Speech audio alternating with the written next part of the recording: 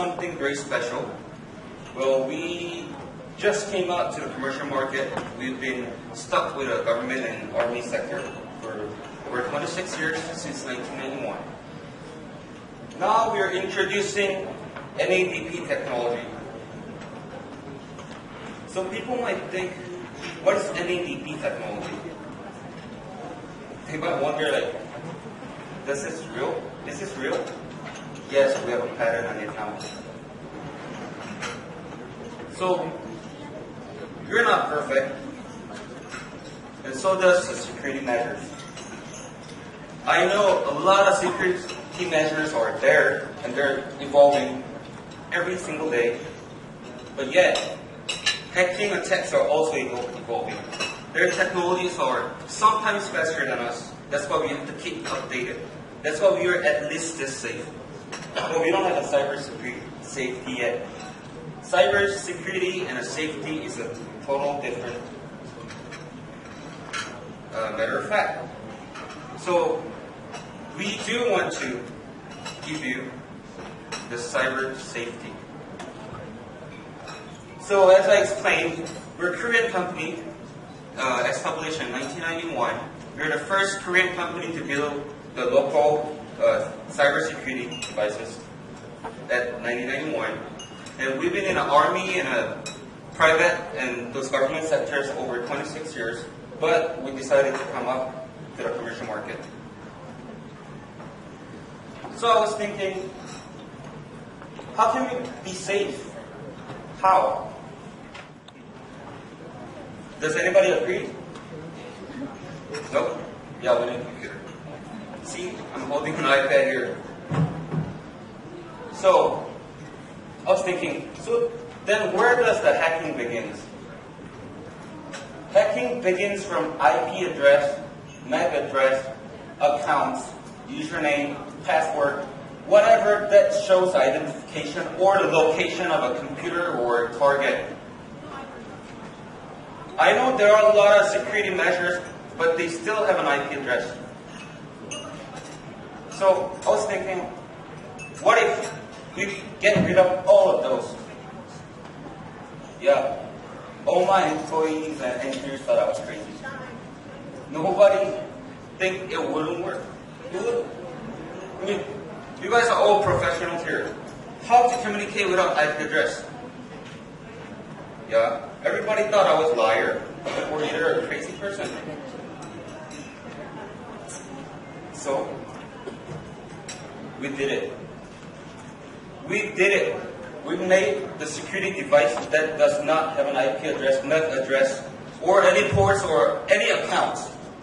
Well, I know people might not believe. I have met a lot of professionals back in US, Portland, Intel. I've even met with the CEO of Intel also, like face to face.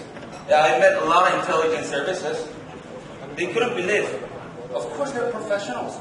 And I'm the one dumb crazy guy come up with no IP address or no MAC address. Well, we did it. I told them, hey, you go check it out. Well, before I telling them, there was one problem I found it. We had to do so many configurations and settings before we communicate without an IP address or any accounts or port values. So I told my engineers again, hey, make it plug and play. Oh my goodness, they tried to kill me. Seriously. They seriously thought I was a really madman, but thank God we did it. By doing it as a plug and play, it doesn't require any settings. It doesn't require any kind of modifications or that interferes the current network structure. So it's basically compatible with any kind of network structure. It works at TCP, UDP, and Korean Army and Air Force are using on their satellite and RF communication. And we had top 2 safe rate from Korea for the technology. So people might ask, how? Are you seriously lying in front of everybody? Do I really have to fly all the way back to Philippines to lie in front of all of you guys? So people ask, how do you do that? Do you make your own protocols? No, we don't. We cannot make our own protocols unless we have to change everything. So how do we do it? Every PCs have an IP address. Does anybody remember dummy hub generation when before IP came out? Does anybody know of dummy hub? This packet just flew without an IP address by back then. So why don't we think, since every computers or every servers or every IoT devices or every endpoint has their own IP address, they communicate with their own IP addresses, why don't we just do like dummy hub? Why don't we let the data flow? We don't touch any IP address or whatever. Just make it ours and just fly over. That's the best way. Then we found one more vulnerability. Actually, thank God we found this last year before we officially opened this, when we had meeting at Portland Boundary for Intel. There is a key vulnerability. Why? Because I'm not sure if every, but a lot of communication devices, they need to exchange keys. But some don't, but most of them have a default keys. Then we have to make it no default keys, no fixed value, no patterns. How do we do it?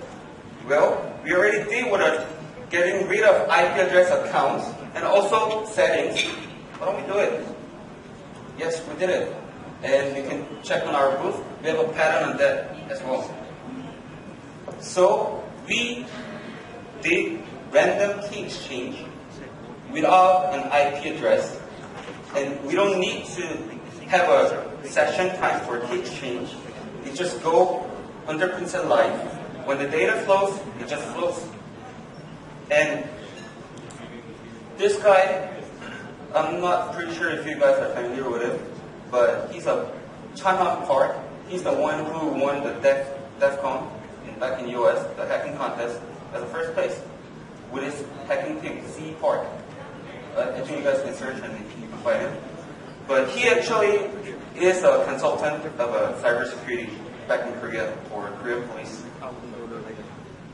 Then, whenever he saw this device, because I had his friends back in the cybersecurity, when he heard about this device, he wanted to bring it.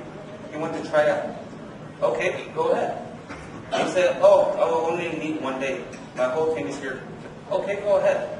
Do whatever you want. Oh, we really thank you for you doing that, since we have to find our own vulnerabilities. Okay, go ahead. So he took it. After a couple of hours, he called me back again. Oh, can I have 1 more day, please? Okay, sure. You can do whatever you want. Have it. Then at midnight, he called me. I need this until I say I'm done. Oh, it's quite strong, but you can have it. 4 days. He didn't even sleep, just like DEF CON, the hacking contest. He didn't sleep for 4 days to break in our device. No, he couldn't. He said, I don't even know where to tap. I want to open this device, but they have a tamper-proof and everything. So there's no way, not even physical way to open it. Because why? It's a military spec. We've been serving Korean Army and Korean government for over 26 years. So we don't have fixed keys or patterns, no IP address, no ports, no nothing. And there's a random key generation video up there for everyone, which can be the part of a hacking, which can be the start point of a hacking on this device and this technology. Anyone?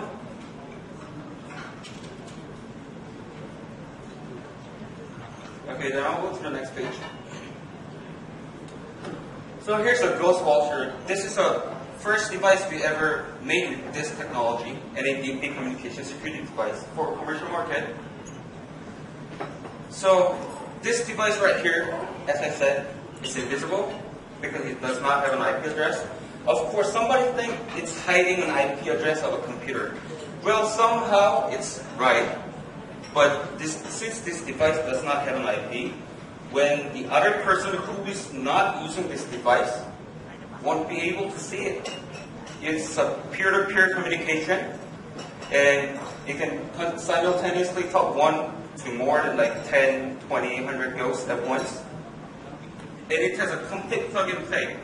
It works for UDP, TCP, satellite, RF, whatever communication that exists. Of course, data communication, not like sending mail, the physical mail I'm talking about. And it has an outstanding key change technology and strong encryption with a key. And for the encryption part, as number 5 said, we are very flexible customization.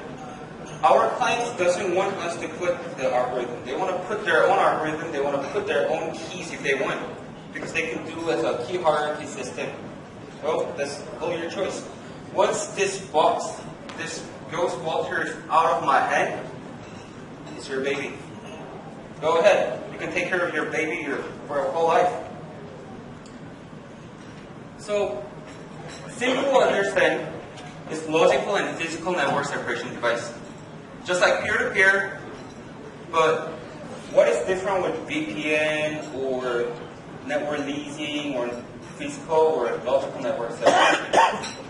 First, unlike VPN, well, I'm not trying to disgrace any VPN. I don't like to say substitution. I like to say compatible, as I told you. Well, unlike VPN, Ghost Walter does not need a settings, which means we don't have a designated route. Just like internet, for example, I want to Google something and I'm like, oh, let's see what Miami Heat stayed last week. Okay, I will search Google. Your data will fly from Manila to Google server back in Texas or New York or wherever in the US. It will just fly away whenever the route is open, which means it's very strong in mission life. And the other point is, since there's no designated routes, there's no way for hackers to come in first at a relay or spoofing, come in a hub, or even the person who built the VPN, even though he knows every configuration, every values of everything, we don't want you to come in. That's our point. And this. So, as you can see the video, Ghost Walter only talks to the Ghost Walter. And it can simultaneously talk to more than one Ghost Walter at once.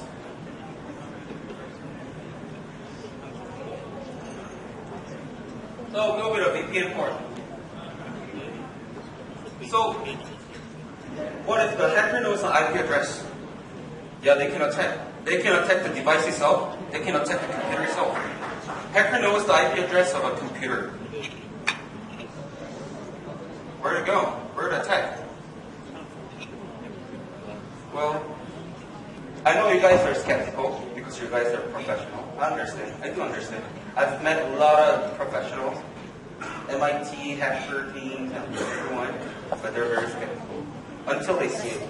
Well, seeing is believing, so you guys can come and visit our booth all the time. We have a Wireshark and everything going on back there. So, since we don't have designated route, they're gonna do man in the middle from the relay hubs. Let's say VPNs or other devices, you have to designate route. Let's say I want to communicate with New York base. My data from Manila have to go through Seoul, Tokyo, Hawaii, then Detroit, then New York. You have to set a route, IP addresses, which data flows. Well, what if there's no designated routes? Which means when the enemy attacks you, they won't be able to kill your line because this is just like internet.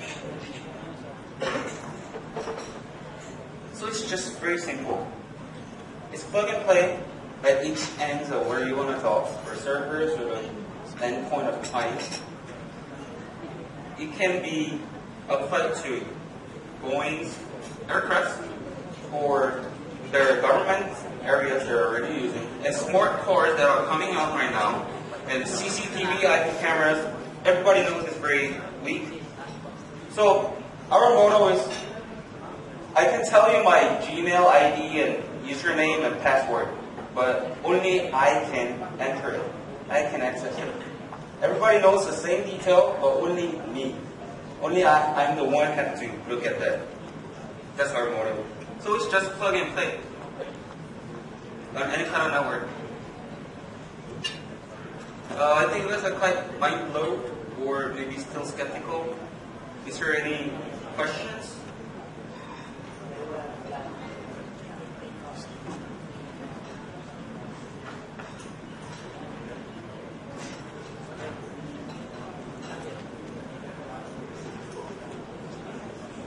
I guess no one really has a question, so we're very welcome. Our booth is right there at EMS, Evermore Security, in the gold booth. Hi, I'm Chang Lee, also called as Michael Lee. I'm Chief of U.S. Branch for Evermore Security. I'm currently joining CSA Summit as a presenter and having our booth for demonstration. So, Sir, what are your topics during the discussion? well, during the discussion, it was quite mind-blowing topic because all the professionals were out of their mind. Because this topic is quite different with whatever the technology was there. We just came out to the commercial market after 26 years of serving government agencies or, those intelligence services. So with this technology, it's basically non-addressed data protection technology. So getting rid of IPs, accounts, values, any values to get rid of any vulnerable points for hacking. So people might not understand. They'd be skeptical at first. Of course, I've met a lot of professionals, but it was a great place for me to introduce them the new topic. Then actually they can come to our booth and try it out. And seeing is believing, basically. So getting rid of IP address made people think that there won't be any communication be possible, but we did it, and that's our technology. And I know you guys want to know how, but it's confidential. Sir, how CSA helps your country, the Korea? Well, CSA has a lot of professionals that had a great speeches. Actually, there was I wasn't that familiar with the cloud securities, but it was a total different level with a normal communication securities, and it was much deeper than what I thought, and it was very educational for me, and it was great meeting great people. I think all the speakers were in a good personality. Do you think this CSA will help Filipino to secure their data or some? Oh, that is sorry. In my aspect from a foreigner view, Philippines is now a growing country, especially in the IT section. When IT section grows, the most important part is security, because from other IT sectors like US or UK, Korea or Japan, all the countries already have built it. But what they have missed was the security. So Philippines, for CSA, will dedicate Philippines that Philippines has this much of a security technology, and we can get it together and give them the best technology to secure their country. Thank you, sir. Thank you very much. No problem. Hopefully, No error. hopefully you got it.